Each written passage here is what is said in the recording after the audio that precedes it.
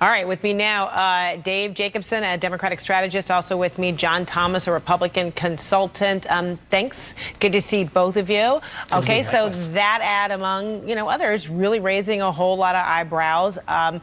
John, we heard from President Obama yesterday, who said this fear mongering, is not acceptable, and it's not American, says Obama, but might it also be effective to secure the votes that Trump is hoping to do? Yeah, it might be effective, and that's the business that Dave and I are in, is making sure that we win elections. And at this point, honestly, television advertising has a very limited impact, unless it's shocking and grabs attention. And Trump is going back to the classics that got him elected through a primary in 2016 and elected in a general election, and that is immigration is the #1 issue in the Republican electorate. And of course, reminding Republicans of how they're better off economically. And Frederica, I think that's what it's going to take, is Trump, not just at these rallies making that case, but throttling his base to say, you have to vote. There is something actually at stake, and just don't be complacent. All right. So Dave, different messages about a lot at stake, and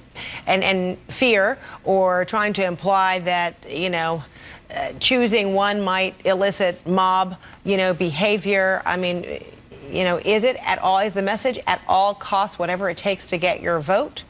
Right. It's like, do the ends justify the means? I mean, that ad purely underscores the political terrorism that Donald Trump has incited. That is precisely why, in that kind of rhetoric and behavior that you see in that ad, is why there were pipe bombs that were sent out to Donald Trump's enemies, to news outlets. It's reflective of his divide and conquer, scorched earth campaign that stokes fear and paranoia and anxiety across this country. And it's clearly not working, because the polls show he's going to lose the House. There's an enormous tsunami-like blue wave coming. And at this point, he's just trying to hold on to the Senate. So, John, how do you defend that, really? I mean, because you look at that ad, or at least some of those images, and, that's not the hope. That's not the inspiration of America that you would hope would get out the vote. Well, you have to make the case. You have to make the contrast in campaign messaging, Frederica. I think all of the clips that he put in that last ad that you've shown are actually real-life scenarios. The clip of Maxine Waters saying you push back, the economic story, is a real one. So you have to convince voters, particularly your base, that there is something that will be lost. But there is no context. There isn't any context, and so it really is just imagery that frightens people. Well, look, we use contrast and fear all the time to persuade voters. Both Democrats and Republicans do that. I think in a 30-second spot, you can't have an academic dialogue about public policy, but you can remind voters of events, very iconic events, like the Maxine Waters, that people have already seen but might have forgotten about. I think that's what he's trying to do in the advertising. Interesting. Okay, so Dave, let's contrast the president's message with former President Barack Obama in Florida. In the closing weeks of this election, we have seen repeated attempts to divide us with rhetoric designed to make us angry and make us fearful. That's designed to exploit our history of racial and ethnic and religious division that pits us against one another, to make us believe that order will somehow be restored if it just weren't for those folks who don't look like we look, or don't love like we love, or pray like we do. So Dave, does that exemplify intellectual arguments can be made in 30 seconds, whether you are stumping, and you're on a platform, or whether you are in a campaign ad? You can do that in 30 seconds. You absolutely can. As an ad maker who runs a campaign firm, I mean, we do that every day for our candidates.